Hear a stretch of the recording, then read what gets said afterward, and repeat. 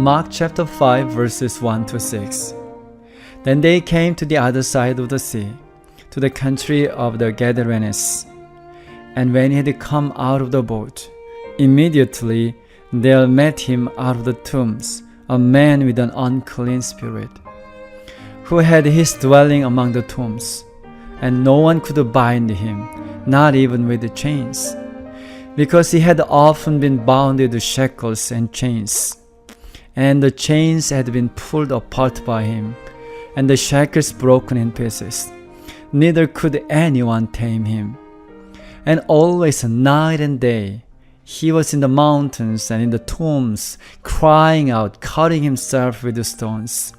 When he saw Jesus from afar, he ran and worshipped him.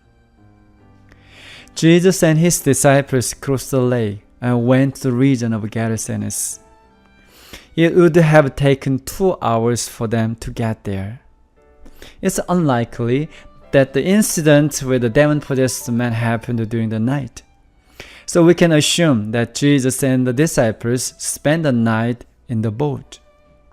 Imagine how they passed those hours. Perhaps they slept deeply, accustomed to using the boat as a bed, since Jesus had no place of his own. Or maybe they talked all night long about squalls and faith. However they spent the night, they most likely arrived in the Gerasenes in the morning. When they got out of the boat, a man came to meet Jesus.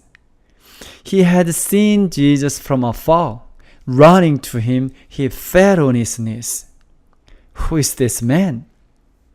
The Bible describes him as a man with an unclean spirit who lived in the tombs. In Jesus' time, caves were used as tombs and were the residence of the poorest of the poor as well.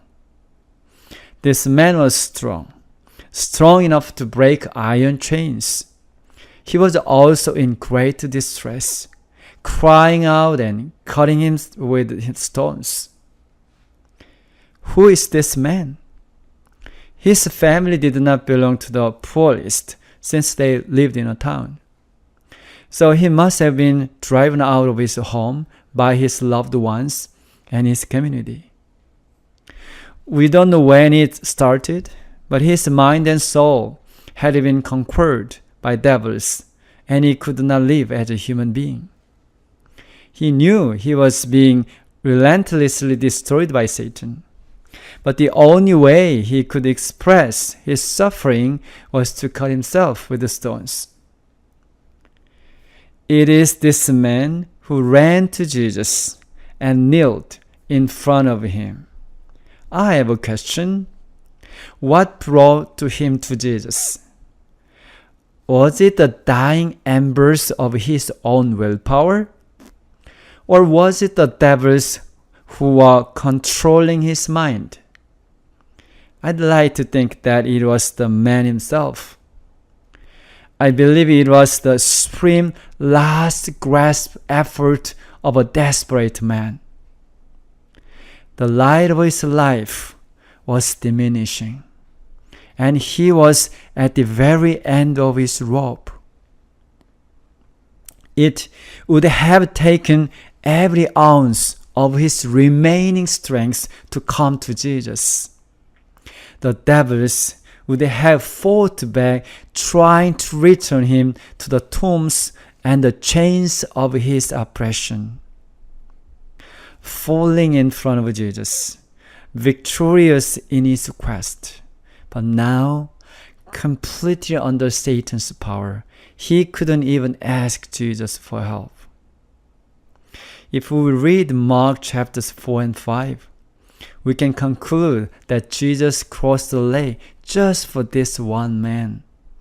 After restoring his life, Jesus got back in the boat and went back the way he had come.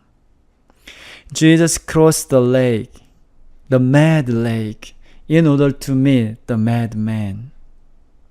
Who is this madman? He is the one who has been abandoned by family and society. He is the one that no one else treats with dignity. He is the one who yearns for love and expresses this desperate hunger with anger towards himself and the world. Can I see myself in him? Can I see my neighbors in him?